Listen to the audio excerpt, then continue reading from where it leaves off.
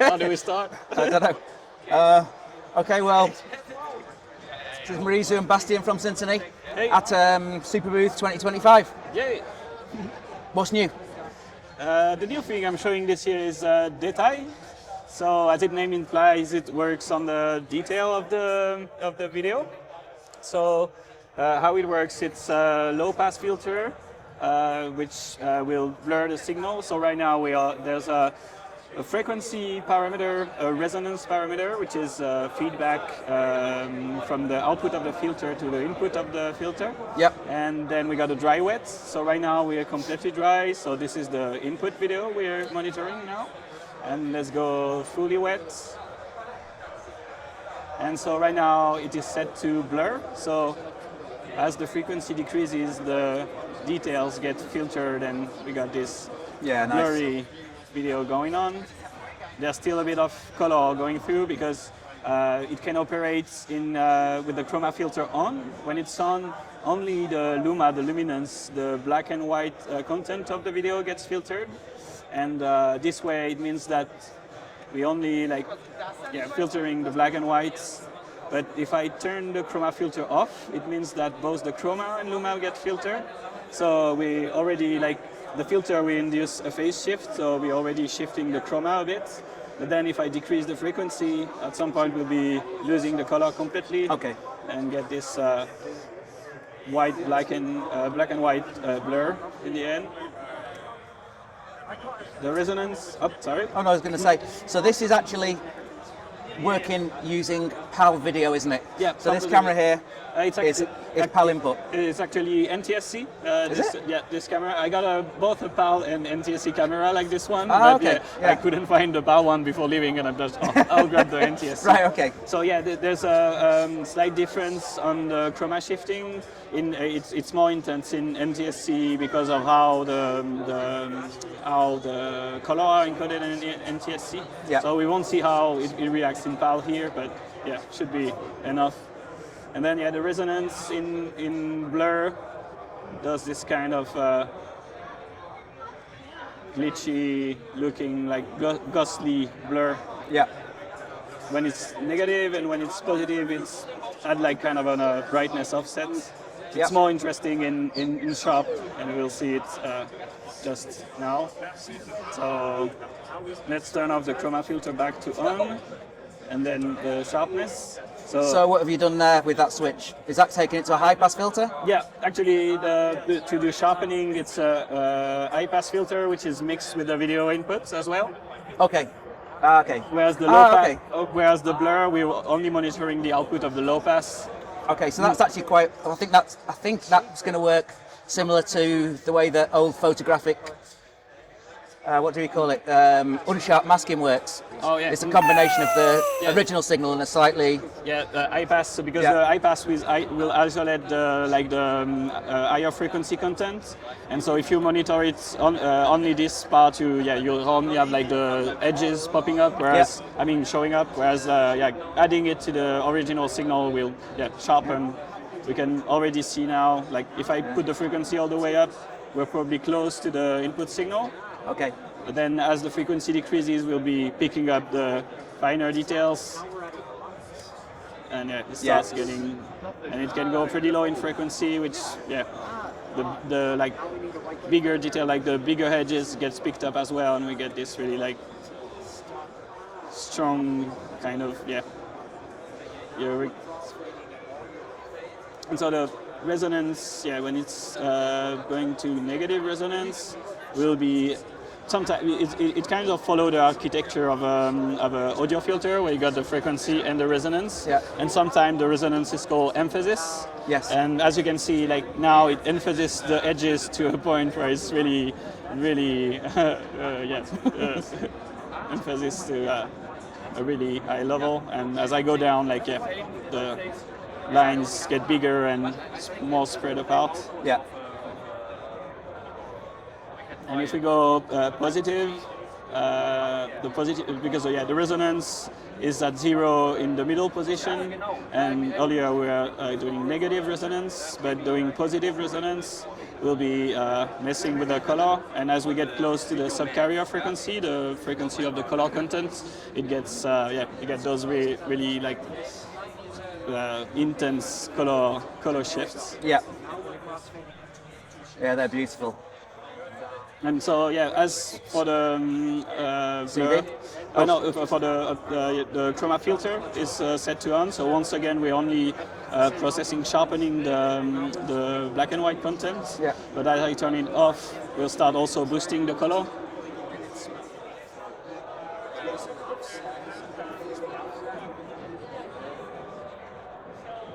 Yeah, these are some quite intense looks. Yeah, definitely.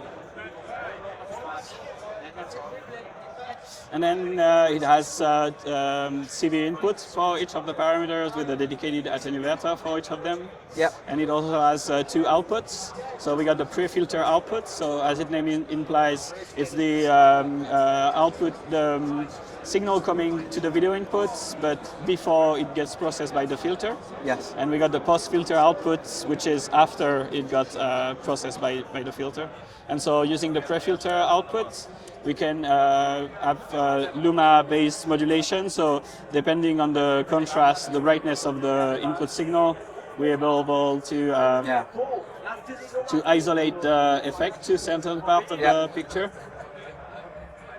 And as you can see, for example, here it's really bright, and so the effect gets more intense in this area. Yeah, nice. And so inverting will be picking up the darker area.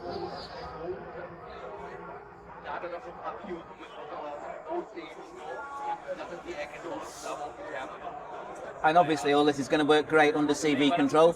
Yeah. Can we drag can we borrow LFO from there? an LFO from Robin? I think we need, okay, we've done that. So instead of the pre-filter, I can use the LFO coming from the other system. So now, slowly modulated by the low frequency. And that's the type of, if you had something like an envelope follower, that's the kind of effect that you could have running off a bass drum or something like that. Yeah, definitely, Yeah. As always, any signal can be interesting to use as a CV control. Yeah.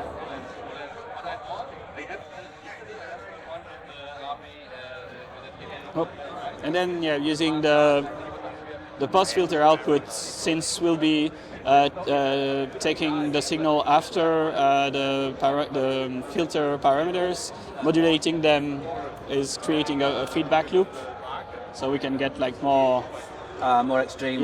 glitch-like effects. Yeah.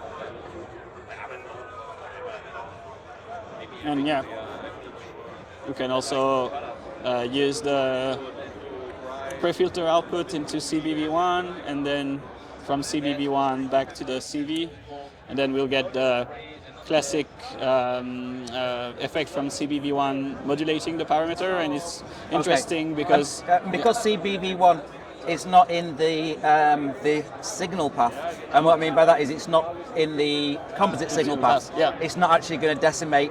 You're never going to have a problem with syncing. Yeah, definitely. And also, since you have an inverter, it means you can tame the effects a lot more than if you were processing the whole signal through CBV1. Yeah. Because also Détail outputs a fully compliant video signal. It means that no matter how strong the effects are, it will be always valid because it reinserts synchronization and clips it. So it's in that respect, it's doing a similar thing to stable under the covers. Definitely, That's the idea of to develop it. I tried some old school detailers and I modified them to make them really enhance really hard.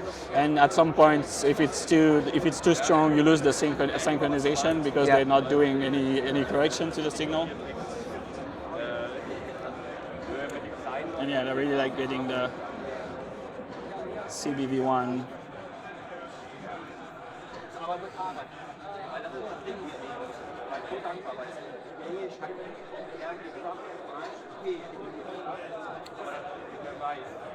Oh yeah.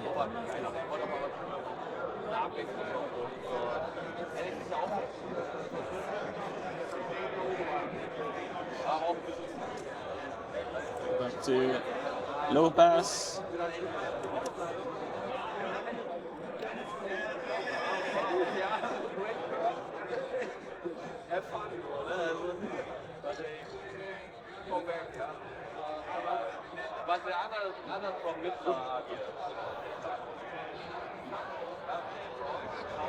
Oh yeah, the dry wet was a.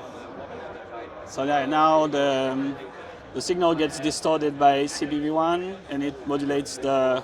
So yeah, only the area, the distortion created by CBV1 will be blurred. Yeah.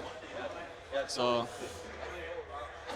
I really like it because you keep some areas of the picture like sharp, but the other one are getting blurred. Yeah, Robin's sharp, but his t-shirt is, and our heads are blurred. Just the way it should be. Yeah. Okay, can I cause a bit of trouble now and maybe, can we, I think we can, I know we can do it, it's not, can we synchronize this up with that rig so that we can take some shapes and modulate with some shapes? Yeah, definitely. So let me bother the... There's a way to do it, I'm not exactly sure how to do that. So I don't have any distribution amplifier. So I'll be using stable as a. Let me see what would be the best way to do it. Okay, so just for anybody that's watching, what we're trying to do here is this detail is essentially a composite video processor. Now, what we really want to do is synchronize it with the 1 volt LZX type of signal of system that's just over the other side. And by doing that, we'll be able to use shapes and ramps to modulate the parameters in detail. Yeah, definitely. So yeah, I'll be using stable as a expensive way to split my signal. I'll just need to try to null it a bit. I mean. Okay. So obviously we're nulling it, but if someone was realistically going to use stable in this way, that's an extra set of manipulations that they've got. Yeah, definitely. So in that respect, you can build up a... Oh, you get Robin, some we're just going to... now. Oh, lovely. Oh, you're sending something to us? Yeah. No, we're not sending to you, are we? Oh, yeah, we are, because we're sending the full video signal, and then we're getting shape from the other system, and so instead of using CBV1 to modulate, we'll be using a shape. So CV. Ah, yeah, okay. So now we got a square shape. Maybe I could use instead a key, like a keyed shape. Okay, hard from soils. Yeah. So let me see. There's 2 lines.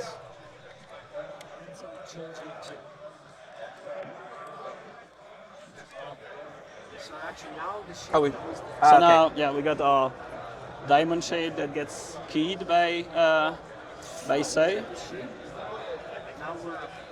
And so we're constraining the effect to the shape we generated with the other system. Yeah, nice. And as always with these kind of systems, when you've got more, because you've got more control in the 1 volt per octave sort of thing, you can modulate that. Can we easily modulate that by adding a low frequency LFO into that shape, so we can get it animating? Yeah, definitely.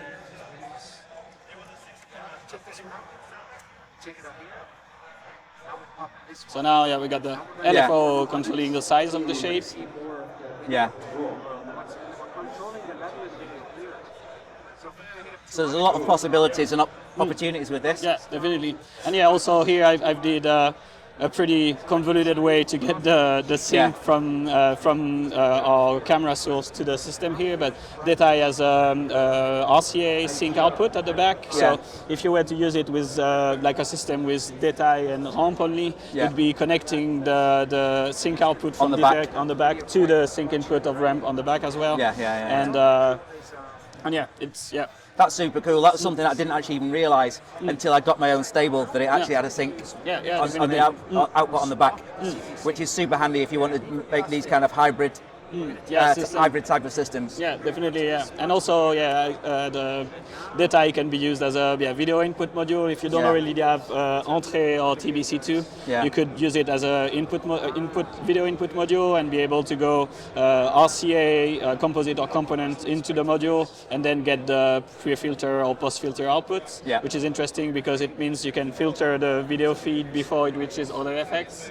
And for example, like easily looks like it can look pretty sharp, but blurring the inputs, you get those like broader, smooth areas. I mean, the ability to kind of mix these types of processing in this way, in an incredibly flexible way, is really quite exciting. I was talking to somebody on here yesterday, from Iceland. I shall keep him anonymous, but he is named after a god, and he uses a lot of old broadcast equipment. But to be able to have this level of control of his signals, to be able to key them together and stuff, and to manipulate them in this kind of manner, is really exciting for someone that's kind of been stuck in a composite device workflow, where you've only got the controls available to you that are provided by the manufacturer. Yeah, definitely. So, and I think before Stable and Detail, there were probably kind of a gap between like composite video processing stuff and synthesis stuff. And with the Stable and Detail, and especially Detail, it blurs the line between the between the synthesis world and the composite video processing world, because you can get any video rate modulator signal generator to work with Stable and Detail. Can we throw something? Can we do this? I don't know. Can we take something? Can we take a signal from Detail into Stable and modulate another parameter? With into CBV1. Yeah, definitely. Yeah, we can get the pre-filter output again. Let me get a slightly longer cable. We're going to start fighting for cables. Well, that said, we've got Mr. Tendrils next to us, so maybe he's got a load in his pocket. Yeah. Can we just slow down that animation? Yeah, definitely. To make it a bit, not that it's going to be massively clear what's going on here. So now, the shape only controls the frequency of the filter. Yeah. What about? So now, it's the dry wet, so it's. Yeah.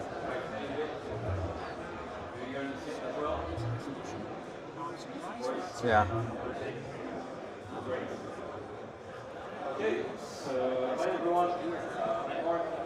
Yeah, it's kind of neat. There's a lot you can do here.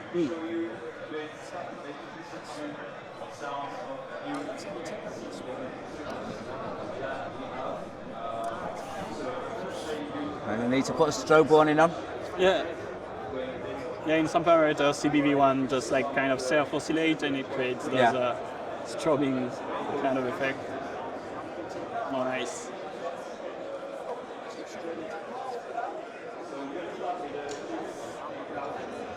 And then, of course, I can use any parameters on Stable to add another layer of control.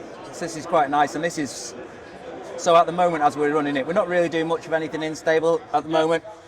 But so effectively, this is... We've got Detail, CBV1. We've got an animate, which is effectively just an LFO and a ramp and a mixer. Yeah, that's it, Yeah. So it's a relatively compact system that can... do a lot. Yeah. Brilliant.